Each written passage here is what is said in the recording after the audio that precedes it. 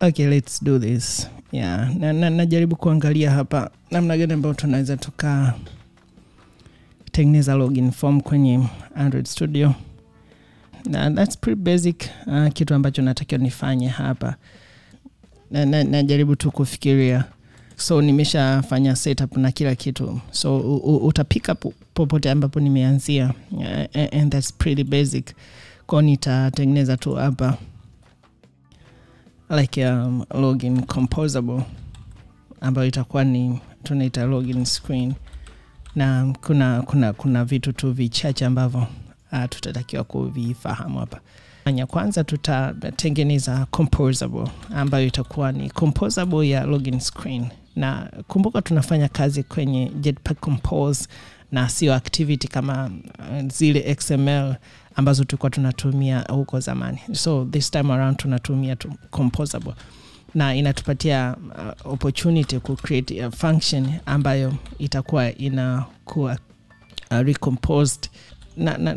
Nafikiri imekaa vizuri kabisa, na kuna baadhi ya session ambazo tayari nimekusha kuziweka kwenye Yesaya Software YouTube. Unaweza kupata basics tu za Jetpack Compose, but hapa tunatengeneza login form kwenye Jetpack Compose. So I was just thinking kwamba namna gani ambavyo ninaweza nikatengeneza hii login form.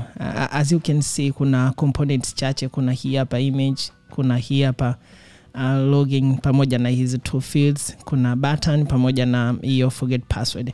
So this is the idea ambayo tunataka tuifanyie kazi kwenye hii Jetpack Compose training, kitu ambacho tunajaribu kufanya. So this is my challenge, kuhakikisha nina transform hii design kwenda kwenye Android application hasa kutumia Jetpack Compose, and I'm glad that you are watching this. So tutakwenda sawa. Kwa hiyo hapa kwa haraka tu nina box mbili nikianza kutafsiri. Kwa hiyo nina box ya kwanza ya juu, nina box ya chini ya pili. So hicho ndicho ambacho tutaanza nacho, then tutaanza kuweka hizo components kwenye hizi boxes kama unavyoweza kuona. Alright, so back to Android Studio, na ninakwenda sasa kuanza kutengeneza hizo. Lakini as you know kwamba tuna variable mbili, I would like to define those first, then baadaye tutaenda ndani zaidi. Kwa nitaandika variables, na variable yangu itakuwa ni email, ambayo itakuwa tunataka tuwe tunakumbuka kwanza mtu akibonyeza, then kama haijafanikiwa form basi tuta remember ile value ambayo alikuwa nayo, na hii hapa tutaiweka katika mutable state of, ili tuweze kuikumbuka hiyo variable, na ndani yake mle unaweza kufanya kitu kama hicho. And during test ambazo nimekwisha kufanya, sometime kuimport hii hapa waga inaleta shida. Let me see kama itaenda vizuri, lakini unaweza ukakuta kuna hizo changamoto ambazo unaweza ukazipata. And good option hapo ilikuwa ni kufanya kama jaribu kuimport this way, tuone kama itamaliza hilo tatizo ambalo lilitokea. So kwa hiyo ukikuta kuna hivyo, try to use this one, kwa sababu ile error ambayo ilikuwepo inakuwa hii hapa inakuwa haijaitambua. Kwa hiyo just paste, au kama unaweza kuandika hicho hapo, and that would be great. Sasa tunaenda kwenye field ya pili ambayo tunataka tuiandike ya password. So I'll try my best to go as much as I can as fast, but as long as pia unatakiwa uelewe, that's my main focus kwenye hii hapa training. So nitaandika mutable pia state of, alafu nitatengeneza hiyo variable na kuiacha kuwa null in the beginning. Pia tutaandika variable nyingine ya tatu, kwa sababu is password, kuweka kile kijicho pale, is password open by remember, ambayo na hapa pia tutaweka mutable state. Okay, that will be fine.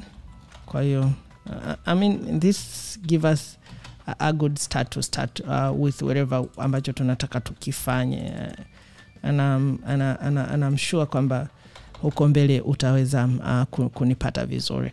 Let me go back to zile box mbili ambazo nilikuwa nasema. Hii box ya kwanza itatunza image, and I try to find that image ambayo nilikuwa nimetumia. Na hapa katikati kwenye box tutatumia content alignment, na content alignment yetu tutaiweka na alignment afu tutasema top ikae juu kabisa. Kwa hiyo ni top center, lakini tutafungua humu ndani ku specify ni kitu gani ambacho kitatakiwa kuwekwa hapo katikati. Na what we want to put yani image ambayo tuko nayo, na pia image inakuwa ina vitu viwili vya muhimu. Kwanza ile image ambako iliko, na pili pia utaandika description ya hiyo image. But what I want to say is I need to have that drawable image at the beginning, kwamba sina hiyo picha. Ngoja nijaribu kuitafuta in my assets. Okay, this is the image ambayo natakiwa niwe nayo during this part. Nafikiri utaweza kuiona ni ile image ambayo nilikuonesha kwenye demo. So we are all set. Kwa hiyo nitaiita hiyo image, na kuita image kwenye Jetpack Compose pia ni kitu kirahisi tu. Kwa hiyo tutaandika painter, resource, na nitataja ile picha iko wapi. Kama unavyojua tumeweka kwenye folder la drawables. Kwa hiyo nikitoka kwenye drawables then pia niseme jina la lile image, login _ then illustration. Hiyo ndo nani ya picha yetu. If you una find hii changamoto ambayo napata, nafikiri ni kwa sababu hatuja import hiyo R, and I just want to maybe good option ni kwamba kwa sababu nime import hii picha, I need to build again kuona kama itakaa vizuri hapo. Lakini we need to import hii R ili tuweze kufanya kazi zetu. So by the time wakati nani maybe sikufuata procedure nzuri, kwa sababu ibidi labda niende kwenye hapa niseme new, then a drawable image, something like that, image asset, then ingeweza ku display vizuri kabisa. But there's another option ambayo unaweza uka paste and then uka build. Then once it's built, I think we'll be all set. Issue nyingine ni kuweka content description, and I want to put this very simple too, kwamba this will be the top image, or the branding image.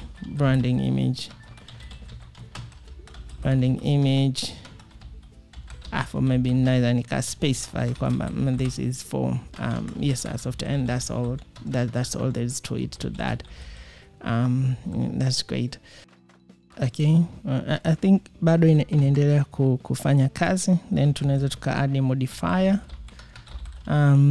Modifier ni component ambayo inatusaidia kuformat the appearance ya hii item yetu. Kwa hapa tutasema tunasema max fill. Okay, this is interesting.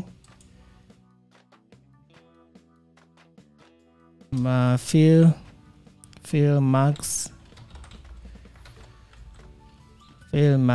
width. I mean that's what we want here. Okay, I think I need to import this manually. Kwa nitaandika tu sasa hii hapa ni tz.co.Yesaya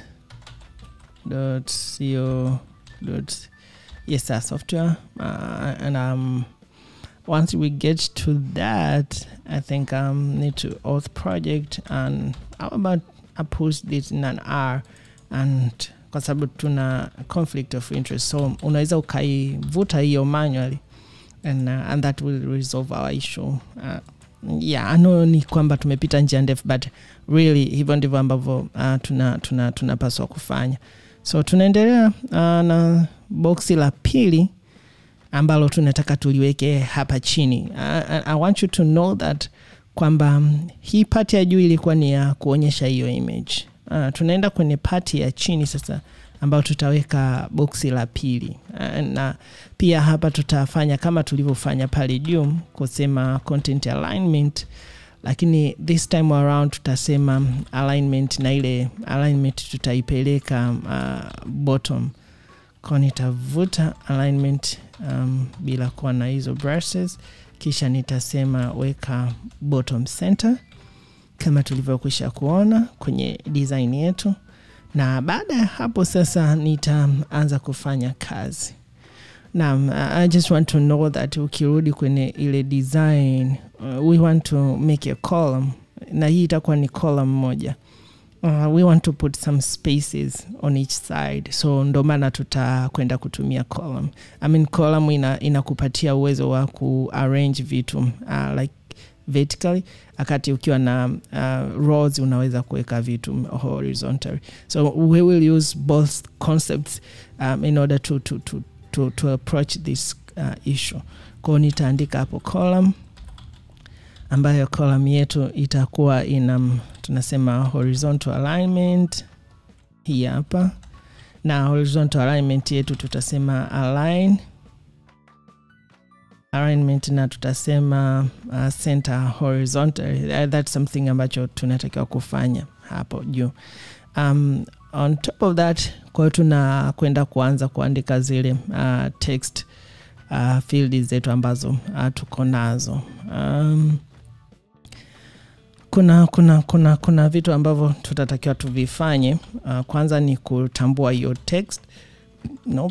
Ni text peke yake ambayo natakiwa kuimport na kutaja sifa zake. Kwa hiyo nitakuja hapo, Alt enter, compose, yes, na nitakuja kuandika text imekuwa ni nini. Kwa at the beginning nitaifanya iwe just empty.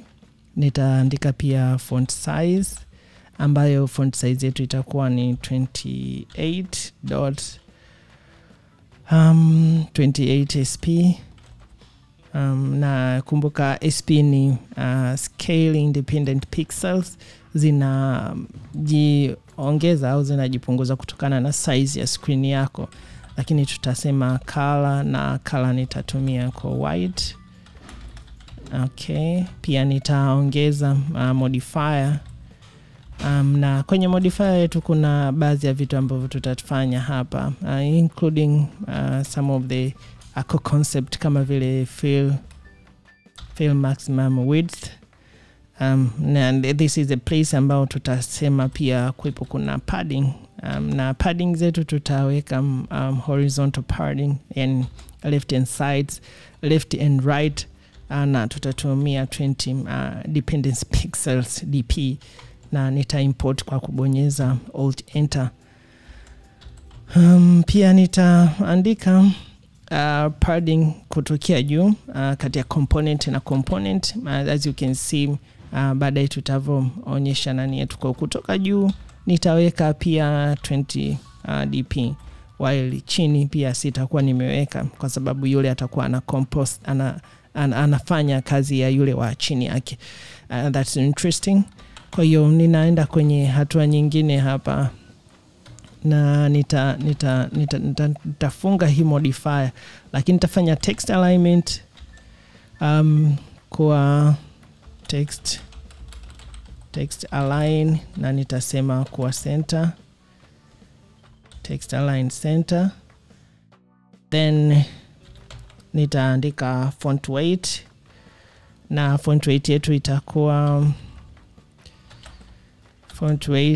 font weight itakuwa ni font weight bold, ambayo ni hii hapa. Andika bold. And then nitaandika font family. And hapa ninagundua kuna kitu ambacho maybe kutokana na design yetu we needed to have kuwa na font, na nitafanya hivyo by just doing kucopy kutoka kwenye nani yangu, na I'm sure kwamba nitaposti hii hapa kwenye GitHub. Kwa hiyo kuna font ambayo nimezi select specific kwa ajili ya hii hapa. So nitakuja hapa then nita paste your folder la font so that I can show you. Anasema override all. Let me see what I'm doing here. Wait. Okay, copy. All right. Achana na hiyo. All right. Kuna folder la font and there we go.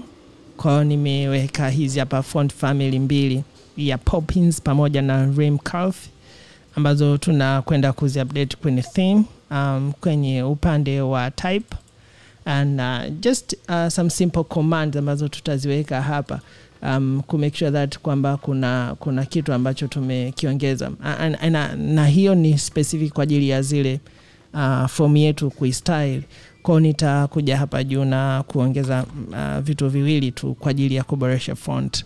And so tunachofanya hapa ni kuandika variable na tutaandika jina la ile font ambayo pia inaitwa ni Rim Kufi, ambayo tutafungua na tutasema kwa ni font family, ambayo font family iko kwenye r.font, alafu tutasema ingia kule ndani kusema ni Rim Kufi. Yes, I think we are having to import this one, but this one haijatupatia challenge kama ilivyotupatia yule mwingine kule kwa Rim Kufi. Amekuja pale vizuri kabisa. I think we need to it's kind of okay for me. Yeah, I think we are missing a point here. Kwa ukika font family unaweka na font ambayo unataja jina la lile file. Pia tunakwenda kwenye hatua ya pili kuandika Rim, na hapa tutaandika Poppins ambayo tutafungua kwa ni font family, ambayo ndani yake tutaandika ni font na tutataja where that file ambako ina exist, na hapa tutasema font na kwa ni Poppins. And that's great. Okay, so tulikuwa tujamaliza kwenye form yetu and we kind of want to put this ile form na kuweka font family in that design. So tunaweza tukaandika pale kwa ni Rim Kufi ndio font family ambayo tutaitumia kwenye text yetu. I mean, that's it.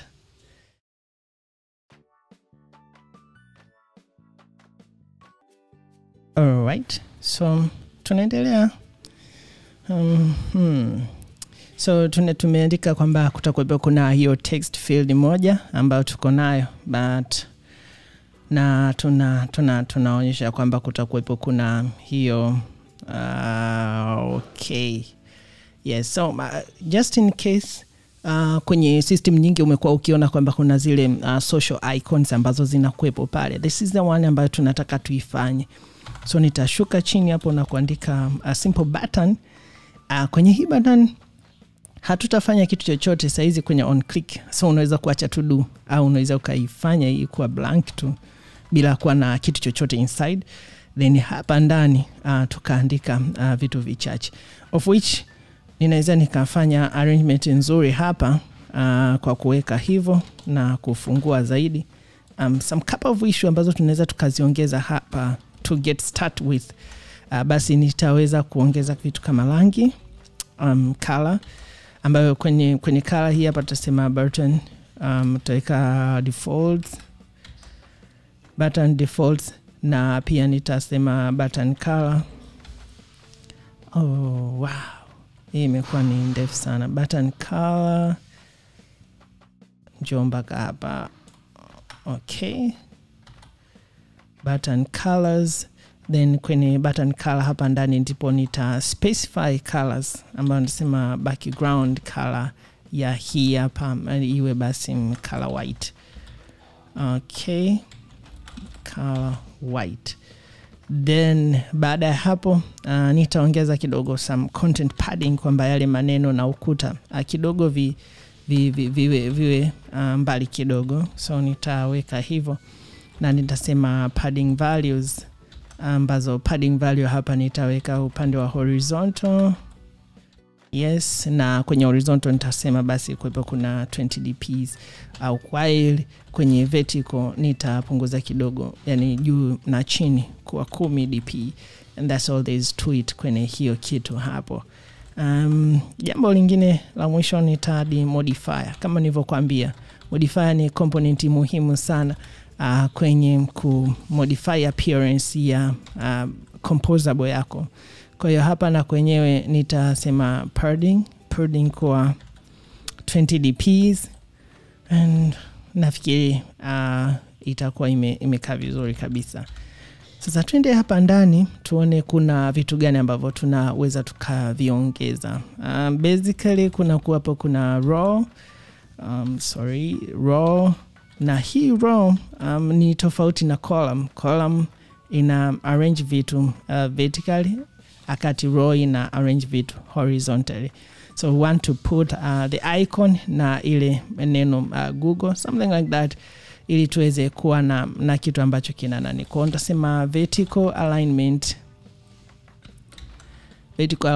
nitasema alignment na iwe centrally vertically. Okay, kuhakikisha kwamba umeviweka vitu vikiwa hivi, kimoja kisiwe juu kingine kikawa chini. I see you see that. Kwa hiyo hicho ndo kitu ambacho tunasema center vertically. Kwa hiyo vyote viko kwenye alignment moja, lakini ni jinsi gani sasa vinakaa kwa ulinganifu uliokuwa mzuri kabisa. Then hapa ndani nitaandika icon, ambayo kwenye icon kuna vitu vile ambavyo natakiwa kufanya. Unaona kama vile ninavyoandika, I'm trying my best kuhakikisha nina format code zangu. This is the best practice, na pia unaweza ukaitumia hiyo kufanya kazi zako vizuri kabisa. Kwa hapa nitaandika painter resource, na nikishamaliza hapo nitataja na nikataja ile drawables ambako ile picha ipo, na hapa pia nitamaliza kusema IC, then IC Google ndo icon ambayo nimeiweka hapo kwa ajili ya Google. Content description ninaweza nikasema Google icon, something like that. Yes, na nikimaliza hapo nafikiri nina baadhi ya vitu ambavyo ninatakiwa nivifanye, including the color. Kwa kuweka color pale nasema tint, na kwenye tint nitaweka color na nitasema kuwa ni unspecified, more or less transparent, kwa sababu nataka ile icon ndio yenyewe ionekane, sitataka kuiweka rangi nyingine juu yake. Also nitasema modifier, na kwenye modifier pia nitaweka size ya hiyo icon ambavyo itatokea, iwe na ukubwa gani. This is what I mean here. Kwa nitasema ni 26 dp kama unaweza kuona. Okay, nafikiri tumemaliza, lakini nataka kama nikwambia icon itakuwa huku, text itakuwa huku. I want some space in between. Kwa tutatumia composable ya spacer, na kwenye spacer nitaweka modifier, ambayo modifier ita define width, upana kiasi gani wanatakiwa waachane, na hapa nitaweka ni 20 dp kama unavyoweza kuona. Yes, ya mwisho sasa hapa nitaweka ile text ambayo nilikuwa nimekuambia in between those elements, na hapa nitasema continuous Google. Yes, then nita set some color hapa kuonyesha muonekano utakavyokuwa, just like that. Kwa hapa nitasema color, na kwenye rangi basi nitaweka primary color kuwa ndo rangi ambayo ya kutumia hapo, na pia nitasema font size, okay, kuwa 16 dp. Oh no, 16 sp. Hii ni scale independent pixels. Kwa hiyo tunapotumia kitu kama kuweka image au kuweka space ya padding tunatumia dp, but in font specifically when we are using sp.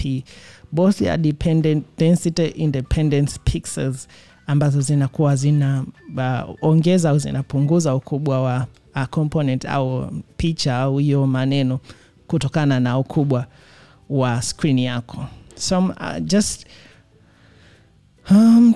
Tumefikia hatua nzuri, of which sasa tunataka kwenda kwenye next iteration ya kazi yetu.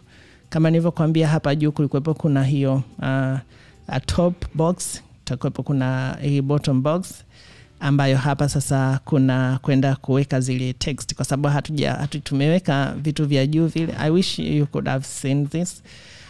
Lakini I'm wondering kwamba nikirun inaweza isi display, but what we have covered so far ni hiki hapa peke yake. Na hapa kulikuwa kuna kama some kind of continuous Google ambayo tumeiweka. In design unaweza usiione, but in essence hapa ipo tayari. So let's go ahead na kutengeneza a new card kwa pale chini, na tutaongeza baadhi ya vitu hapa to make sure that kadi yetu inakaa vizuri kabisa.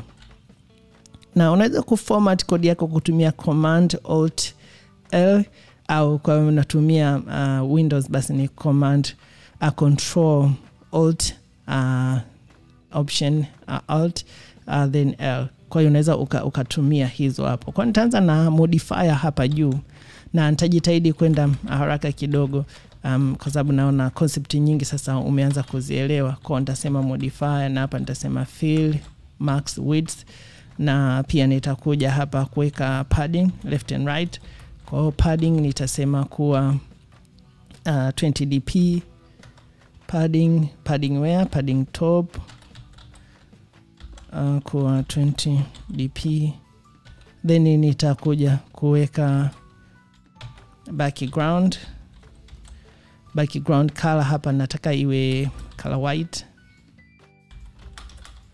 Yes, nitaongeza kitu kingine hapa, elevation ni kama vile unaipull the design kutoka nyuma kwenda mbele. Kwa tumeweka elevation ya 0 kusio kuna hiyo na ni yoyote, then tutaweka shape, na shape yetu tutasema bottom. Tulikuwa tumeitengeneza in the beginning wakati tuna paste hizo. Kwa ndasema bottom box shape ambayo itakuwepo ni medium. Baada ya hapo tutaingia ndani kwenye hiyo card ambako ndo kutakuwepo kuna hizo column mbalimbali ambazo tuko nazo. Kwa nitaanza na kusema column. Okay, column. Na hapa juu kwenye column tutasema horizontal alignment, na tutasema alignment kwa center horizontal, of which sasa nataka ni format kidogo my code. Yes, hapo naona imekaa vizuri kabisa. Then nitaingia ndani moja kwa moja kuanza kutengeneza hii hapa label ya juu kabisa, of which itakuwa inasema login with email. Kwa hiyo nitaandika text. Okay, kwa nikiandika text, then string yetu inasema login with, okay, with email. I think I don't know, unaweza ukaniambia how we are supposed to write this one based on your experience, lakini I think tumeacha space hapo. I think that's okay. Kwa tutakuja tutaandika rangi yake ni nini. Kwa nitasema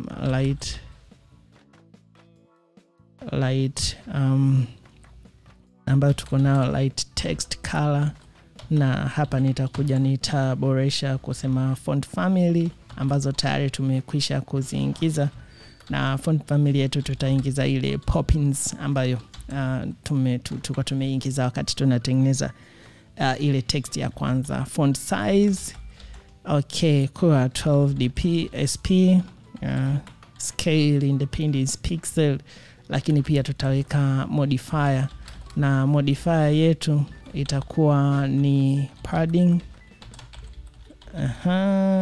Na tutaweka padding top dot kuwa sawa na 16 dp. Hii sio sp. Okay, that's very nice so far. Ambacho tumekifanya so far, it's interesting kwamba kodi zinaendelea kufanyika vizuri. If you are following along, unaweza kutucheck kwenye YouTube, kisha umetufollow, lakini vile kwenye mitandao ya kijamii Facebook, Instagram pamoja na Twitter, unaweza kunifollow @Yesaya Software. So moving on, tunaongeza kitu kidogo hapa tulipo. Kwa hiyo nataka tuboreshe somewhat of kuna ile outline ambayo tuko na. Let me see if we get that kwenye design. Yes, this one. So nikiklik hii maneno hii hapa itapanda juu. And that's what we are looking into. This one is done. So tuko kwenye hii hapa field ya kwanza. So katika kufanya hiyo tutatumia another text field ambayo inaitwa ni outline. Kwa utasema outline text field. There we go. Kwa hapa kwenye outline text field kuna couple of issues ambazo tunatakiwa kuzifanya. Alright. Kwa hiyo hatua ya kwanza tutasema kwenye value tutasema ni email. Then kwenye on change tutaboresha sasa kwamba mtu akigusa ile what is supposed to happen. Kwa hiyo tutasema kwamba ni email is equal to it. Hiyo ndo ambacho kitu kitafanyika hapo. Then let's see what could be another issue here. Kwa hiyo nitakuja hapa chini. I'm getting this error. Yeah, I mean we're getting this error. Let's go back. Kuna kitu naona. Okay, there we go. So the challenge that we have right now kwamba to redefine field zetu as val na not var. So in essence kwamba field ikiwa ni val you cannot reassign, na this is empty, so tunataka to assign na mtu ambacho atakitype. So we are supposed to use val na sio var na sio val. So I see you get the point. Kwa hiyo itakuwa in that way. So tuna continue na hapa chini kuhakikisha kwamba tunamalizia what we have already started. Na hapa basi tutakwenda tukitoka hapo tutaandika label. I just want to give this space. Kwa nitasema label, na hii label yetu itakuwa ina maneno yafuatayo, na nitaandika hapa kwa ni text, na hii text yetu itakuwa ina kitu kinasema email address. Lakini pia tutajaribu hapa kuongezea, na nitasema kwa lazima kuwepo kuna color, na color tutatumia hapa itakuwa ni primary color. Hii ndio complete set ya hii hapo. And if you want to see it very well, naweza nikafanya kama ifuatavyo. And there we go. So tukisha maliza kwenye label, then kuna kitu kingine kinafuata. Tutaandika modifier, na modifier yetu specify as modifier, na kwenye modifier tutafanya vitu vifuatavyo including fill maximum width, tumekwisha kuiona. Then tutaandika padding, na kwenye padding yetu tutasema horizontal kuwa 10 dp.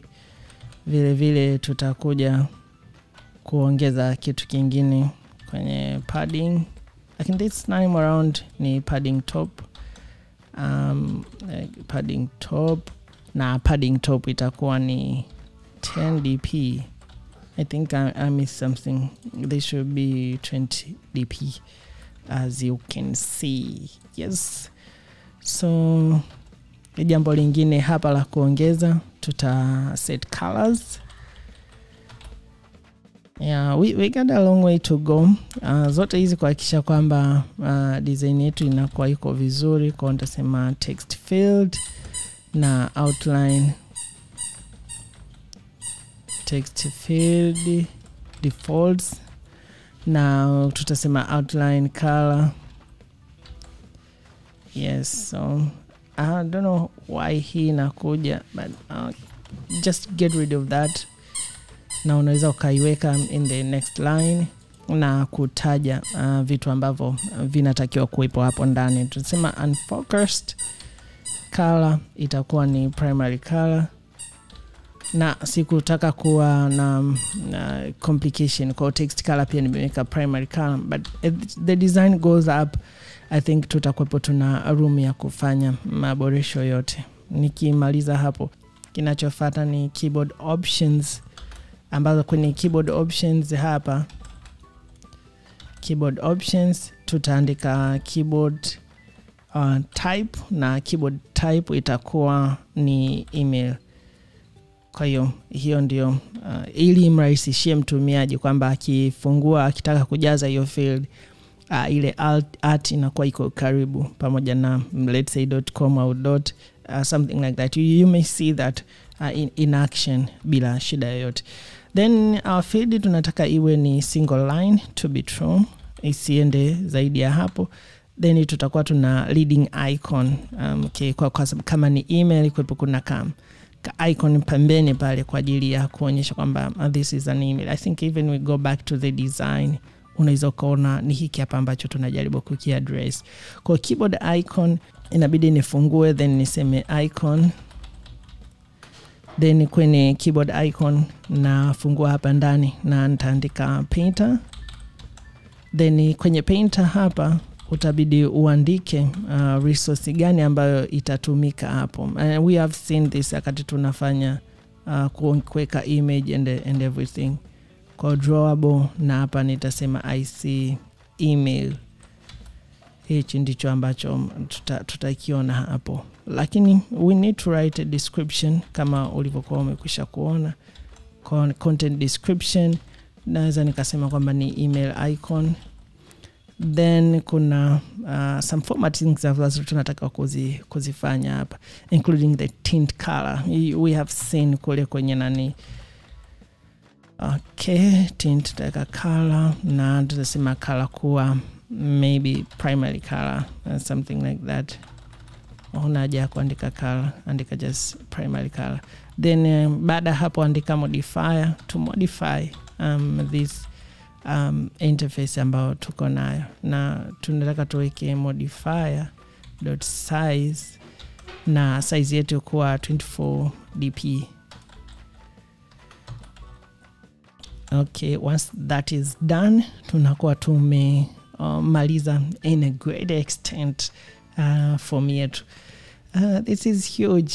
Unaweza kuona kutokea hapa mpaka huku chini, though hata kama nina andika kwa style ya kuacha magap, lakini this is huge. Kwa kuandika sasa ile ya pili ya password, simply copy this one. I think there's no issue with that. Tajaribu kuedit sehemu ambazo zinakuwa zimegeuka kidogo. Kwa tutakuja hapa juu na kwenye tutaanza the same ambavyo tulifanya kwenye email, na naweza hapa nikaandika alt G.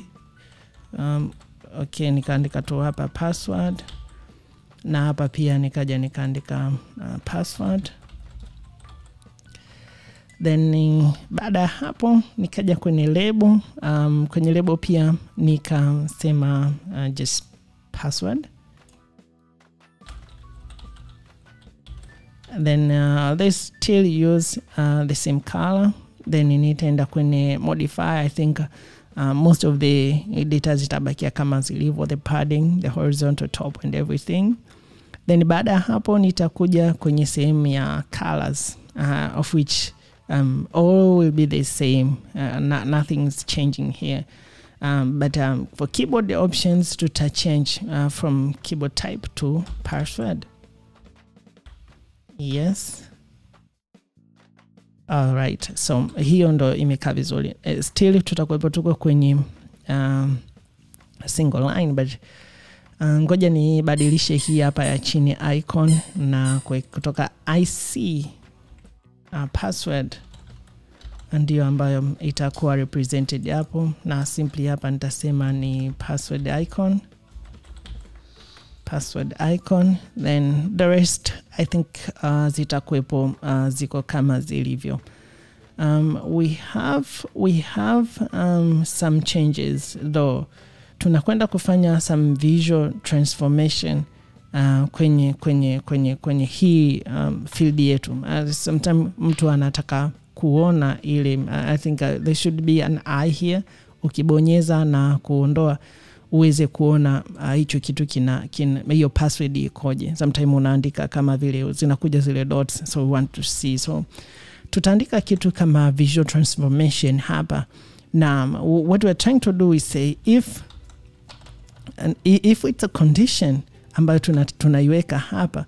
Kwa condition yetu tunasema kwamba bana, if is password open ambayo tulikuwa tumedefine ile field pale juu. So if password is open, like what are we supposed to do? Tunasema kwamba we're supposed to password visual transformation inatakiwa ifanyike. So this is the function ambayo tunatakiwa tuifanye hapa. Lakini then what? Then nasema else, I think I better put this in the new line. Kwa nasema else kitu gani tunatakiwa kufanya? Else tunatakiwa tuseme basi visual transformation to none. Kwa hiyo ndo kitu ambacho tunatakiwa tufanye, visual transformation, and we can simply remove these braces na just say none. Okay, so that's the basic idea ambayo tunataka. I'll try to arrange this one more time. Sijaona kama imekaa vizuri sana. All right, okay, let me put this way ili uweze kuona. Kwa if hiyo visual transformation imekaa hivyo, I'm going to try to format it also. Yes, I see kuna place ambayo naenda. If okay, how about that? How about that? Yes. So is there an issue here? We have not a string. Let me go back to the top. Var is open. I think we're missing the point here. We're trying to tunataka to fanya, and we treated this as string. Kwa hiyo hapa this is false. This was supposed to be a boolean value, ndio maana ikawa inanikatalia. So I see now tuko vizuri. So we need to proceed kwenda kwenye kufanya hiyo visual transformation ambayo tulikuwa tumeiona. Okay, so that's all there is to it hapa. Hamna kitu kingine, lakini in addition to that tunatakiwa to add kitu hapa kama kusema trailing. Kwa sababu ile unaipeleka trailing icon, hii icon ya kwanza leading inakaa mwanzoni, trailing inakaa mwishoni, and hiyo trailing action inakuwa monitored with this one. That's what we are trying to say here. So nitafungua hii hapa, then hapa ndani nitaandika icon button, kwa sababu this inakuwa ina some kind of action ambayo mtu anatakiwa kuifanya. Now we have some action ambazo tunatakiwa kuzifanya hapa ndani. Let me start with that. Kwa nitabonyeza enter kwenye bonyeza enter, then nitaandika ile is open, is password open. Is password open is equal to the opposite of that, which is not is password open. That's what we're trying to say.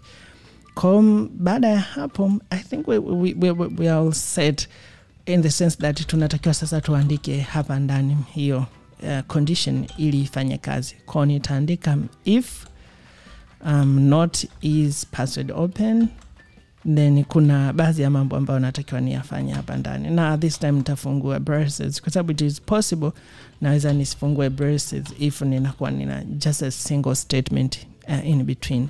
So ngoja niandike hapa ndani kwa ni icon ambayo itakuwa inatokea hapa, na nitafungua. Okay, imekuja. So na ngoja ni format vizuri.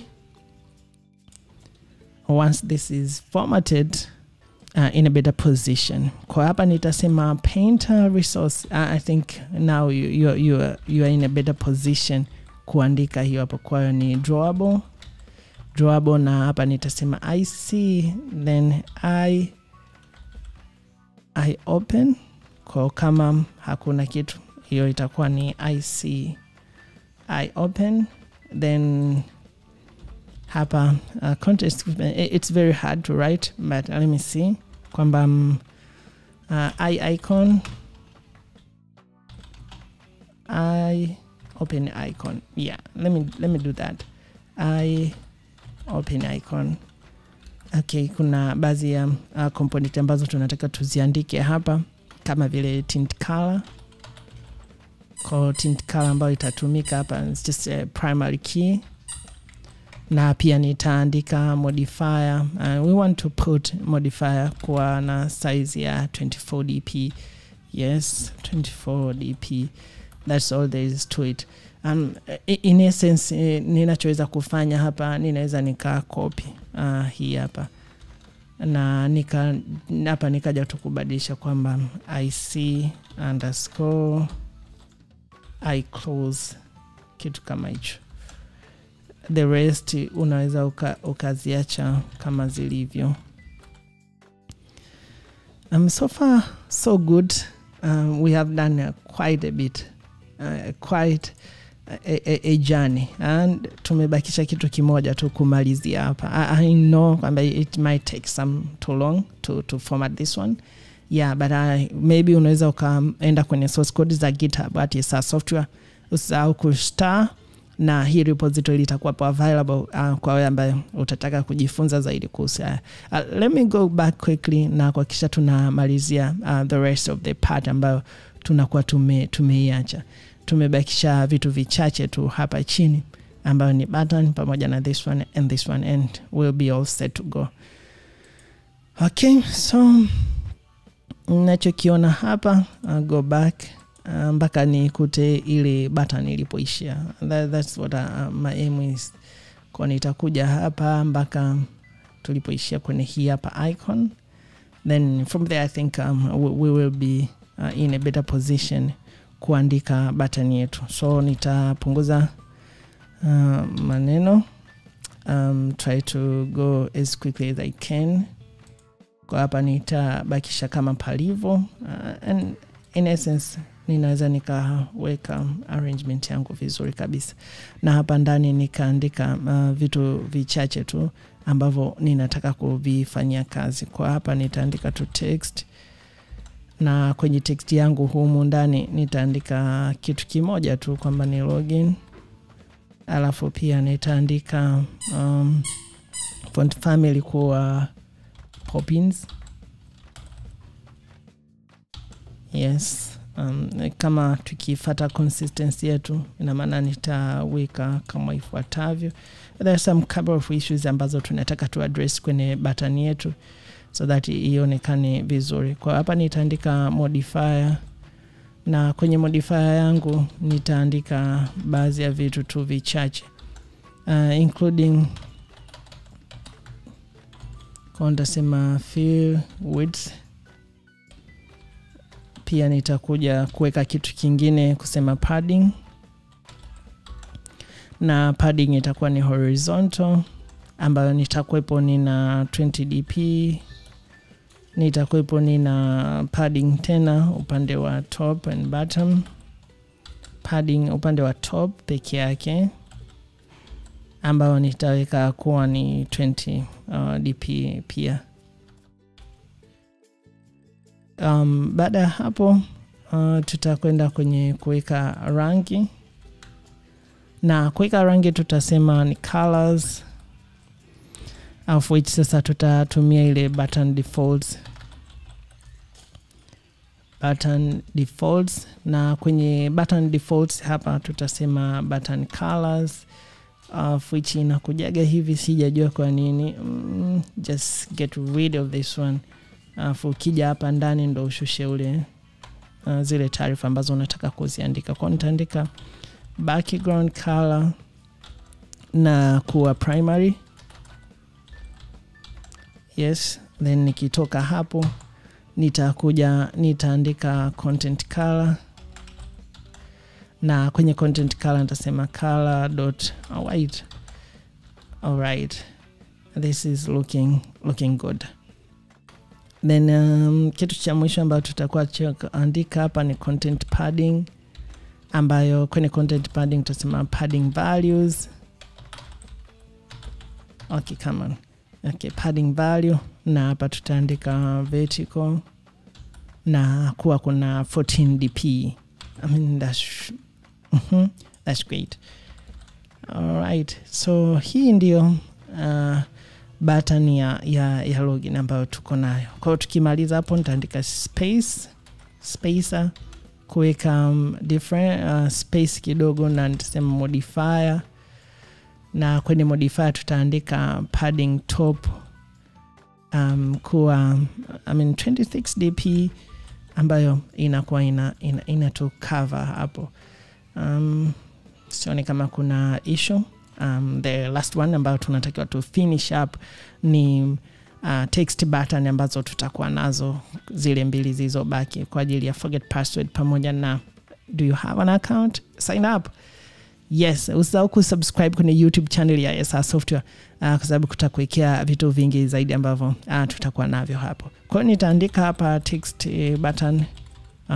button, na hii text button itakuwepo na vitu vichache tu kwa sababu hakuna complication sana hapa. Nitaifanya hii kuwa hakuna kitu, na as you know kwamba nina care sana kuhusu arrangement ya code. Nitaishusha hiyo hapo chini. Then kuna kitu hapa kimoja tu cha kuongeza, tutasema content padding.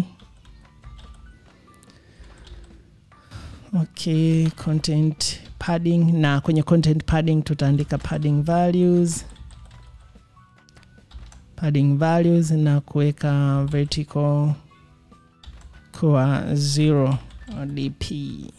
Wow. Hapa ndani tutaandika vitu ambavyo tunavitaka, na hapa ndani kwa hiyo nitaandika text, na hii text itakuwa not text, just text. Na hapa kutoka kuna vitu vifuatavyo. Tutaanza na ye mwenyewe text. Sorry. Ambayo nitaandika forgot password. Yes, hicho ndo kitu ambacho tutatakiwa kuandika. Then after that I think tunatakiwa kuandika kuhusu color ya hili neno ambavyo litatokea, na hapa tutatumia ile light text color, isiwe ya kuunguza sana. The rest of it I think tunatakiwa kuandika font family, ambayo as you know tunatumia Poppins kwenye hizi hapa, na tutaandika font size pia kuwa 12 dp. Na kwa nini ana error I don't know. Copy, then njoo hapa chini paste. Yeah, kwa hiyo hapa mwisho nitamalizia tu kwa kuandika neno moja kwamba bwana don't have an account.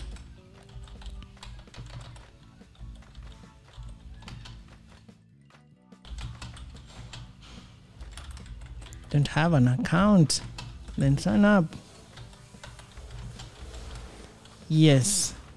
Kwa hiyo hivyo ndio journey ambayo tulikuwa nayo. Okay. Then in the end I think nitaandika spacer. Baada ya kumaliza I don't have an account, taandika spacer, na spacer yetu itakuwa ina modifier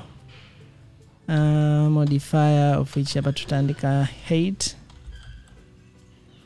na height yetu itakuwa ni 20 dp. Of course tumefanya kazi nzuri, but if you look into this our main activity haiko sawa. Kwa hiyo inabidi tuanze kuijazia hapo ili tuweze kumalizia kazi ambayo tulikuwa nayo. So going back I think we need to finish that up ili kuhakikisha kwamba vitu vyetu vinaenda poa kabisa. So Starting with this one haitakuwa ndefu sana, wala don't feel confused. Tumefanya kazi kubwa sana. So nitakwenda kwenye hapa yes, na kufanya kwa component activity. Component, okay, activity. Hii ndio ambayo ndo super class ambayo au parent class ambayo tutatakiwa tu inherit ili kwenye hii main activity yetu. Kwa hapa kitu cha msingi ambayo tutafanya kuita method moja ya onCreate ambayo ndio itatusaidia kufanya kazi yetu.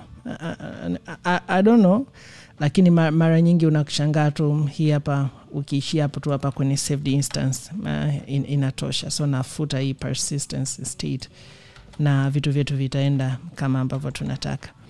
Na hapa kitu kikubwa nitaandika ile on set content ambapo ndipo tuna link kati ya ile screen yetu na hii main activity. Kwa nitavuta hivyo na kisha nitafungua, nitaifunga, na hapa ninazungumza kuhusu auth project ambayo ni auth project theme, ndio ambayo tunataka tuitumie hapa katika kufanya hii kazi yetu. Alright, I think in a delay, but I think we'll be all to set. I need to import now. Yes, gonga enter. I think we are all set. Set content pia inataka ni import, na yenye nimeshakwisha kuimport. Good. Sasa tutachofanya hapa tutaandika component zabo nyingine inaitwa surface. Na kwenye surface tutaweka rangi ambazo tunataka kuziweka. Alafu tutafunga. Na I need to import this one. And there we go. So hapa ndani nitaandika kuna field ya color ambayo inatakiwa iwepo hapo. Nita tab color is equal to background color. Alafu pia nitasema modifier, na modifier yetu itakuwa ni fill max size, na sio fill maximum height or width, so fill maximum size. Okay, right. So nikifika hapa chini nitaandika tu ile screen yetu ambayo tuko nayo, ambayo ni login screen. Sioni kama kuna jambo lingine tumesahau. That's all. Okay, just delete some of the stuff ambazo sitazitumia. Nafikiri kuna issue ya kwenda kuaddress kwenye main activity, kwenye manifest. Kwa hapa ndipo ambapo tutamalizia kazi yetu, na hapa ndipo ambapo tuna define ile application yetu kwamba itaanza na activity gani. Kwa hapa chini itabidi nije nifunge hii application so that hapa katikati niandike taarifa za hiyo activity ambayo ninataka kuiweka.